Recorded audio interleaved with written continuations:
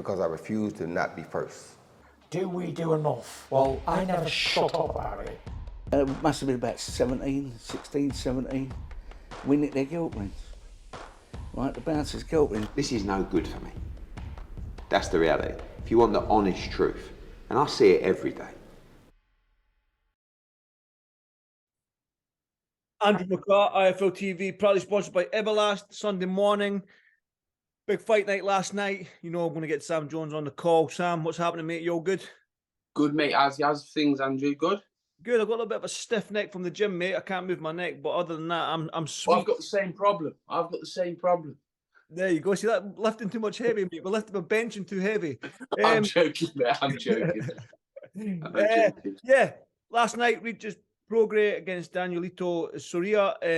I'm guessing you watched that fight because there's been a lot of talk about a possibility of Jack Catterall, a guy you represent, a fighter you represent, to face Regis Prograis for that WBC title. So first of all, I'll get your initial thoughts on the fight itself, the split decision. What were your thoughts on it?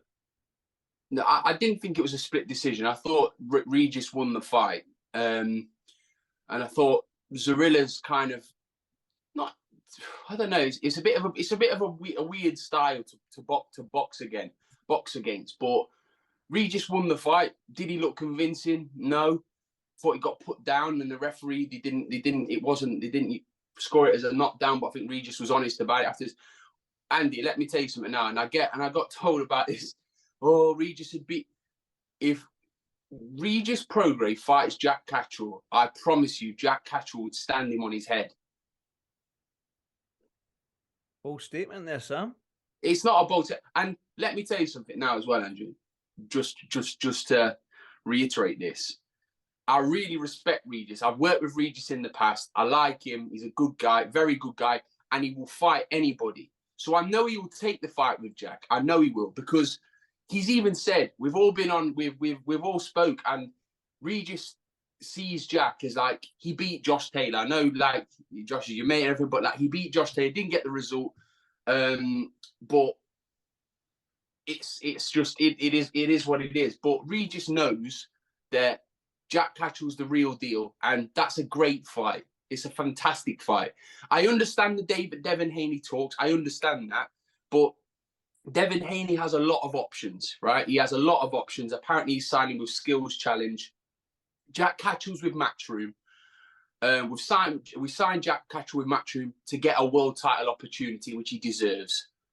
This is the perfect opportunity. You've got Regis Prograis over there. Jack Catterall will travel wherever he needs to travel to win the fight. We're not expecting Regis to come over. We'd love it to be in Manchester, but Jack could beat Regis on any continent, any city, any country. He would beat him, and he will beat him, and that's the fight we want next.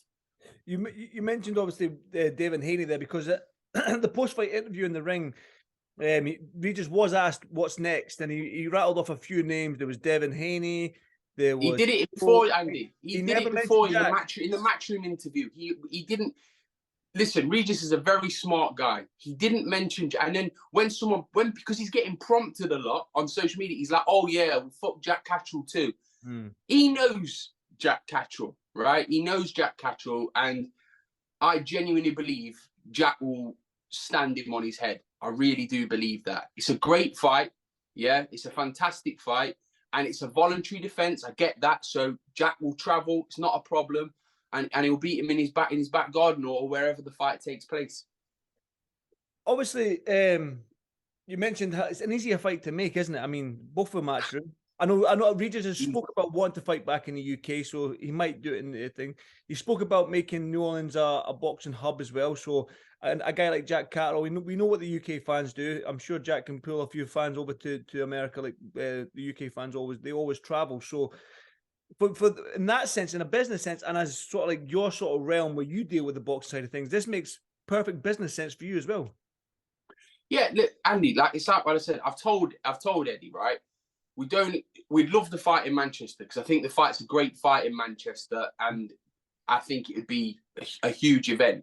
But I understand, and like and whether Jack got robbed or whatever, it doesn't matter. Jack doesn't have a belt. This is a voluntary defense.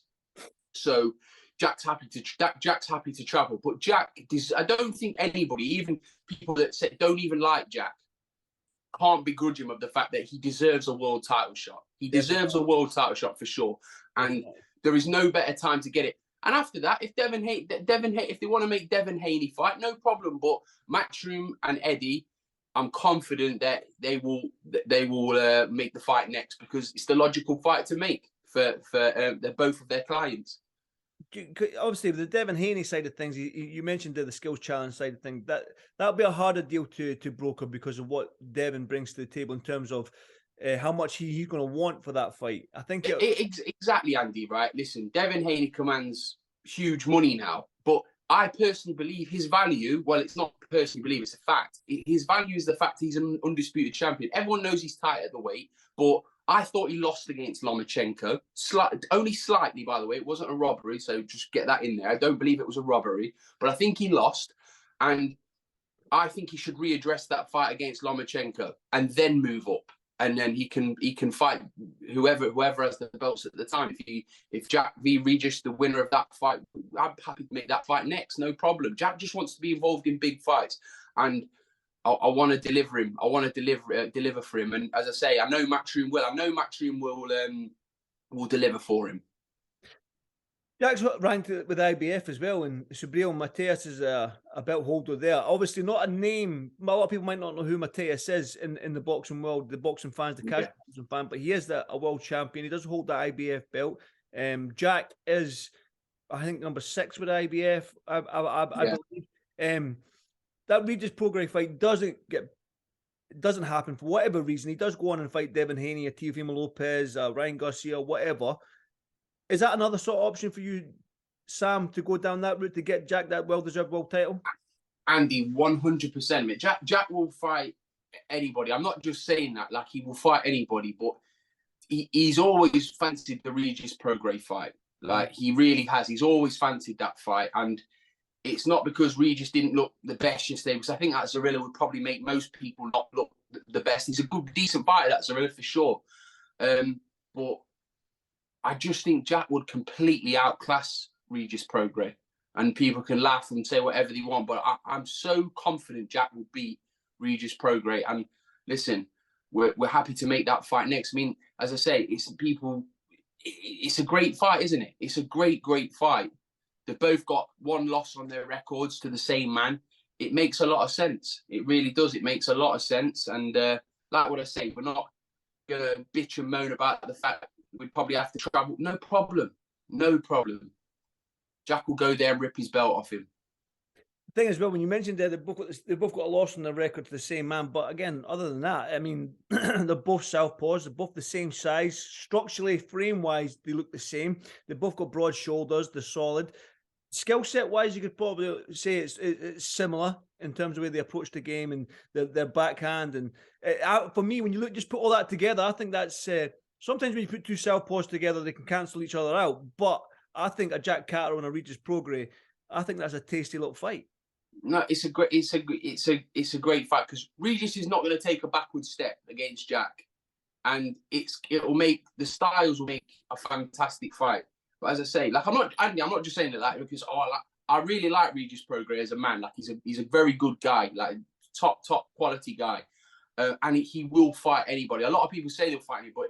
He has been this week just slightly swerving the questions. I'll fight Devin Haney. I'll fight. Are you going to fight Jack Catterall? Yeah, I'll fight Jack Catterall. He has to be prompted. So. Why do you think that is, Sam? Why do you think he's sort of half swerving the Jack Catterall question? Hard night's work. But as I say, Eddie's got two of the best 140 pounders in the world. Obviously, Teofimo aside, he did his thing against Josh Taylor, but he's got two quality 140 pound fighters. Well, he's got others. I know he's got others, but Mateus is tied up. I think he's fighting in September, is he? I can't remember. When he's fighting. I'm not too sure, but it's not in boxing that he's fighting, so I don't know. The fight's perfect. Jack's just boxed against Foley. Regis has just boxed yesterday. Let's do the fight in late September, October. Let's go. Let's make the fight right now. There's no excuses for this fight not to happen. Next. Sam, it's probably it's probably too early because I know it's probably 3 o'clock in the morning in New Orleans. You're probably going to wait a couple of hours, but are you going to have any contact with Eddie in the next couple of days? I messaged him straight away as soon as the fight happened. As soon as the fight finished, I messaged him straight away. And Frank Smith, pair of them. There you go. That's your job, Sam. I like it. I like you're on it, mate. There's no time to waste, mate. There's no time to waste. We should let's make the fight next week. Oh, listen, that's sort of your job, and like Jack's probably sitting there. Jack's not busy on social media, and he is a man of few words. But when he gets in the ring, and like you say, he does deserve that world title shot. So again, how hard is it for you to get your job? Because there is sort of like, excuse me, the WBO, Teofimo Lopez, that's a fight as well. I think Jack's still ranked with the WBO as well. I've mentioned Mateus, and obviously, what do you call it? WBA's Rolly. So, I mean, it's quite difficult right now to get Jack in that position. The only fight, when you look at these world champions, that actually does make sense, both for the same promotional company. Yeah. Regis Prograis. Andy, you know, as I say, Eddie and Frank, they're smart guys. They know that's the fight. That's the fight to me. They promote both guys. Jack signed with Eddie because he knows that Eddie will deliver him a world title fight. Well, let's fucking go.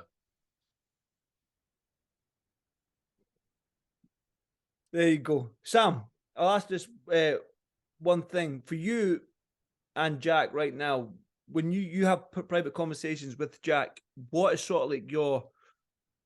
When you look at the tail end of this year, the starting to 2024, where do you see the pair of you? Where do you see Jack Catterall?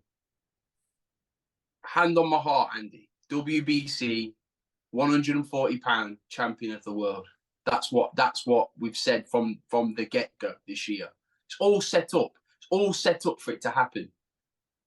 It's all there. It's all ready to go. He's got the platform, got a fantastic promoter.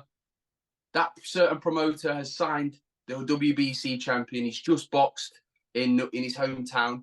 Literally the day after signing, they announced the fight. It's great work from Matchroom for Regis, because I know Regis has always wanted to fight in New Orleans. He got his wish.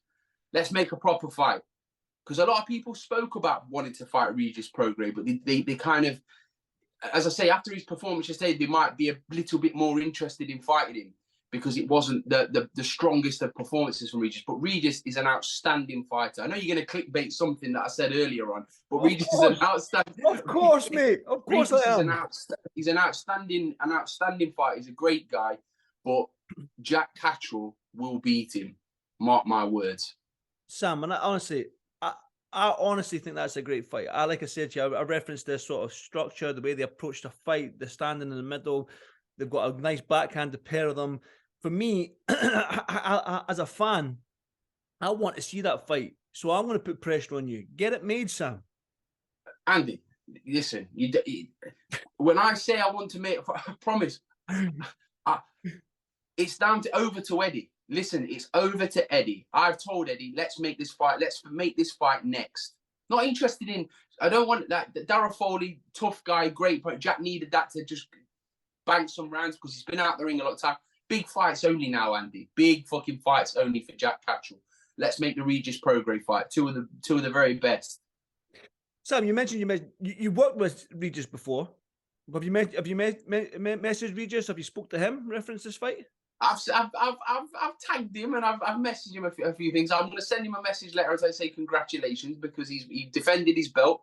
A lot of pressure on his shoulders. His first fight I think it's his first fight in New Orleans. I don't actually know, but like he fought with the WSB. I think. Yeah, it was a good homecoming for Regis yesterday. He deserved it. So yeah, I'll congratulate him and then say, look, let's get this flipping fight made. Definitely. Well, listen, it's a fight that I want to see. Like you mentioned, that Jack deserves it, and I hope he gets it. But like I said, the 140-pound division right now, when you look at the world champions in Rolly and O'Hara Davis might be getting his shot with him, Mateus, and obviously Teofimo Lopez. There's options there, but the only one that makes sense and the one that's easy to make is that Regis Prograis. But Sam, I've noticed on social media, I'll end on this, that you've been busy. You've been busy with signing a few fighters, so I don't know if you want to just break down who you've signed, what where you've signed them and what and all this sort of stuff? Break it down. Yeah, I've signed a few fighters. I've signed 10-time national champion Dan Toward from the Berkeley gym. Mm-hmm. He's gonna turn over pro. I'm just finalising his promotional deal this week. I've signed Cameron Vong, who's just won the senior elites. Absolutely incredible fighter. Cannot wait to watch his debut. And I've signed Georgia O'Connor as well. So yeah, looking forward. So a few signings there, which is maybe a couple more on the way, Andy. Who knows? Well, Sam, listen, if you ever want to break into the Scottish market, I know a very good Scottish amateur kids that need to get a break, Sam. They need to get that guy that can fight for them. I heard you was coming out of retirement, Andy. I heard you was coming out to have a crack on Misfits. But I would love to, but this stiff neck's fucking killing me, man. I think I'm getting too old for this piss. Mate, it happens to us all with age. But yeah.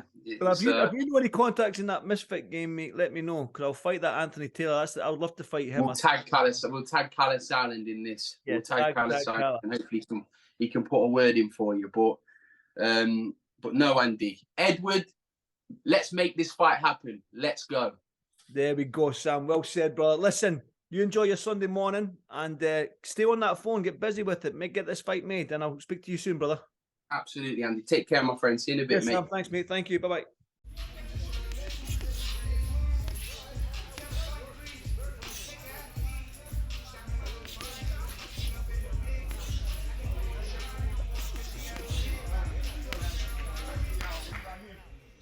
Because I refuse to not be first. Do we do enough? Well, I never shut up about it. It must have been about 16, 17. We nicked their guilt rings. Right, the bouncer's guilt ring. This is no good for me. That's the reality. If you want the honest truth, and I see it every day,